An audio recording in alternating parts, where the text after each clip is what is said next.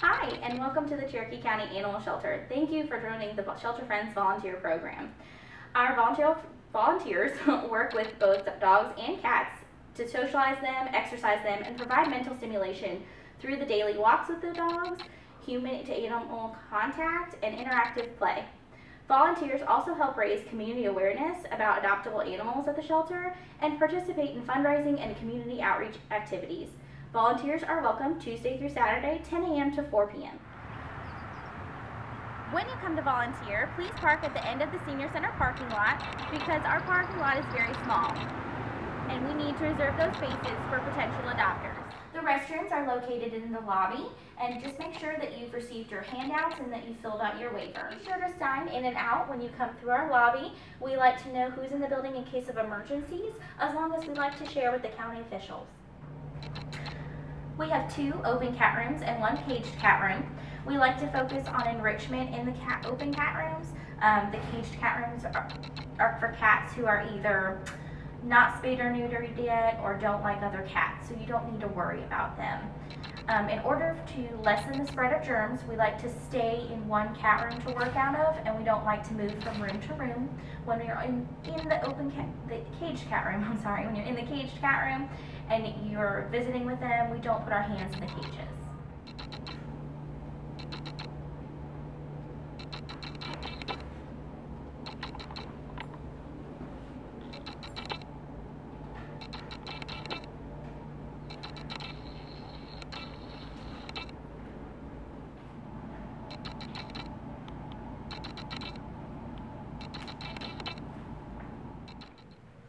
Hi, we are in the dog puppy food room or supply room 1.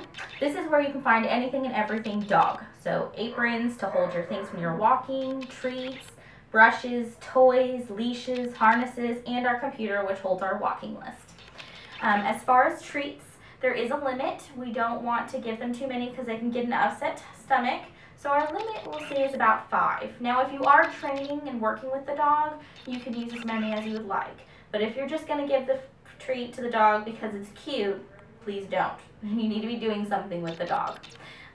We do allow baths and brushing and grooming. Just ask first because some of them may have just had surgery and we want to make sure that no incision areas get infected or wet. Toys can be in outside areas. They can play with them outside with you, but as far as going in the kennels, we want to make sure that they're appropriate toys for the kennels, because if somebody gets a toy that they're not supposed to have and they destroy it, that can be dangerous. So please let a staff member know if you're going to give anybody toys. When you are playing with the dogs, we also don't play tug of war with them. That's for lots of different reasons, but the main reason is that it's a frustration releasing game. And a dog in a shelter environment has a lot of stress, so we don't want to continue to help with that. We want to diminish it in other ways by doing a do-nothing exercise or training them using our doggy puzzles, things like that. Leashes can be found over to our left here. This is going to be slip leashes just for getting them out of the kennel, clip leashes to go on the harnesses. If you do need a harness for a dog because they're pulling, please ask a staff member to help you. We have several different kinds and they can be a little tricky to put on.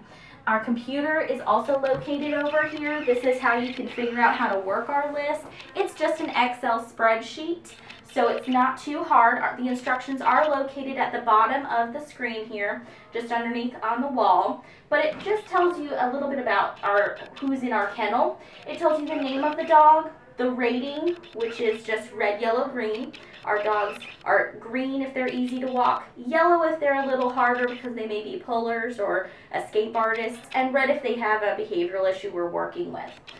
Then it has the kennel number so you can locate them in our kennel. And then it has the days of the week where you'll put your initials if you've gone and you've got that dog out and you've worked with it. When you're going through our kennels and you're getting ready to get a dog out, you definitely want to use the small windows above the door to check and make sure if there's somebody coming in and out of the kennel, getting a dog out, because there can be loose dogs. Once you've looked at the walking list and you've decided which dog you're going to go out, you'll go into the rows and you'll find the pet portfolios on each cage. They have the kennel number and then the dog's pet portfolio, which tells you everything about the animal, tells you the name of the dog, how old it is, and where it's located. After that, then you're going to get the dog out. If there's 2 dogs in the kennel, You want to separate them before you get them out. This is a very important thing because if you go in with two dogs, it can be dangerous. To separate the dogs, there's a guillotine door in the kennel.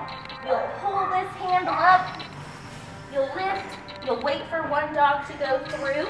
After that dog's gone through, you'll shut the door right behind them. If you need help separating a dog, please ask a staff member. We're always here to help you. And then, funny thing is, you can get locked in our kennels. So please be careful. You'll want to and I'll demonstrate this one right here. You'll lift the bar up. You'll push this all the way up and push in. Watch the bar on the bottom of the kennel when you're stepping inside the kennel to get the dog out. Okay? And then you'll push it and you'll put it right back to its place. If you have any trouble with the doors, please ask the staff member. We're more than happy to help you.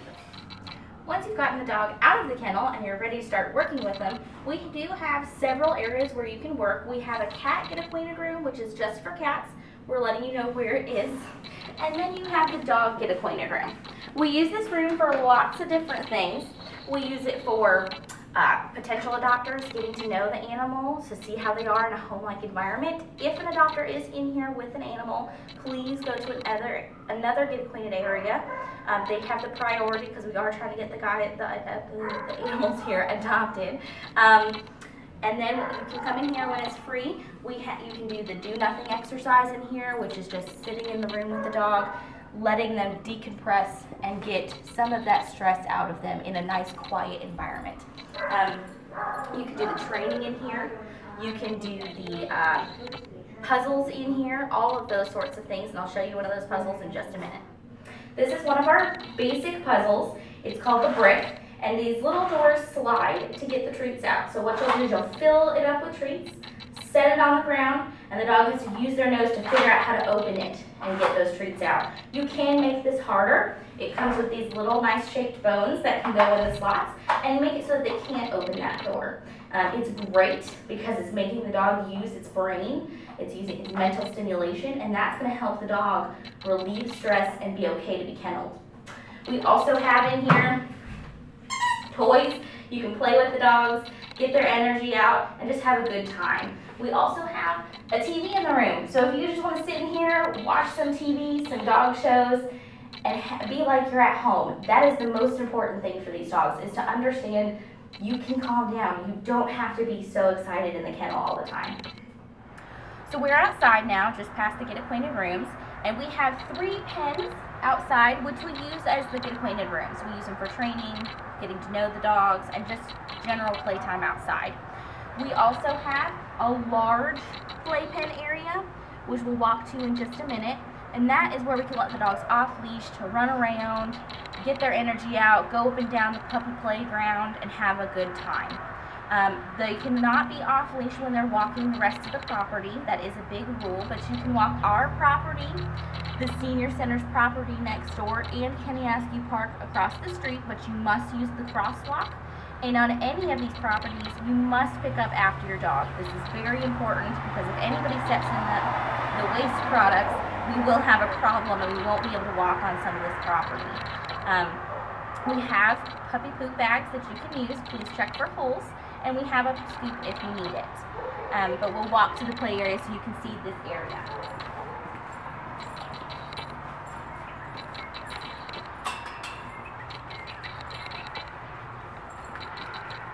Another big rule is these gates must be shut. It's for safety. This is our last defense because this is where they can be off leash, and if for some reason somebody gets out, we don't want an accident to happen.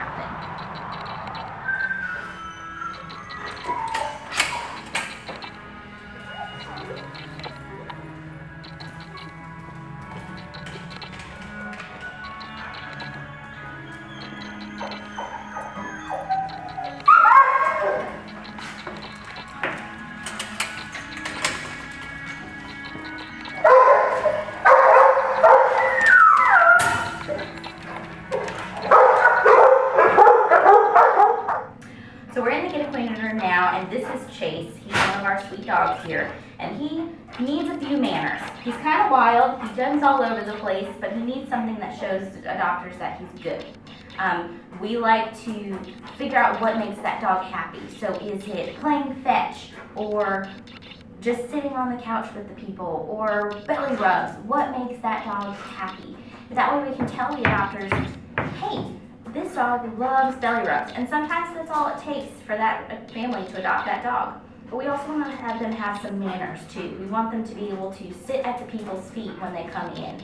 So I'm going to show you how to do that. So one of the biggest things that we use here is positive reinforcement. We do not do any discipline or any negative reinforcement behaviors, because that's unacceptable. We don't know where these dogs have come from. We don't know what their life has entailed up until now. So we want to give them the best positive experience we can. We don't want to force them to do anything. We're going to ask them if they can please do something for us. So I'll show you a little bit of how to do that. So you're going to guide the dog until he falls on his butt, and then he gets rewarded for that, because he did something I wanted him to do. But notice what I'm not doing. I'm not using the words. And there's a couple reasons for that. Number one, dogs don't speak English. Number two is we want the dogs to sit for anybody. We don't want to have to ask them to sit. We want them to offer it as a default behavior when they see adopters. That's a very big thing. He's already figured out that sitting gets him what he wants. Doesn't it? Yes, it does. Good boy. You are a good boy. Now I'm just going to wait. He's figured out what gets him the treats. Now I'm going to wait and see if he can figure it out on his own. This is helping him work his mind and think. So then he's going to go back to the kennel and he's going to go to sleep. Did what I have? I still have him. Good boy. He figured it out. So now when the doctor comes by and they bring him into this room and they spend some time with him, he's going to sit for them. And it's going to show a calm behavior, because not many people want to take home a dog that's jumping all over the building.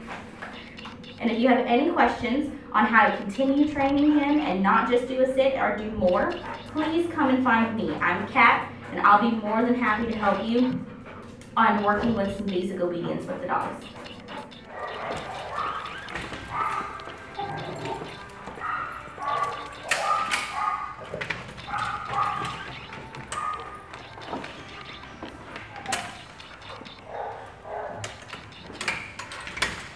Thank you for signing up to be a shelter friend.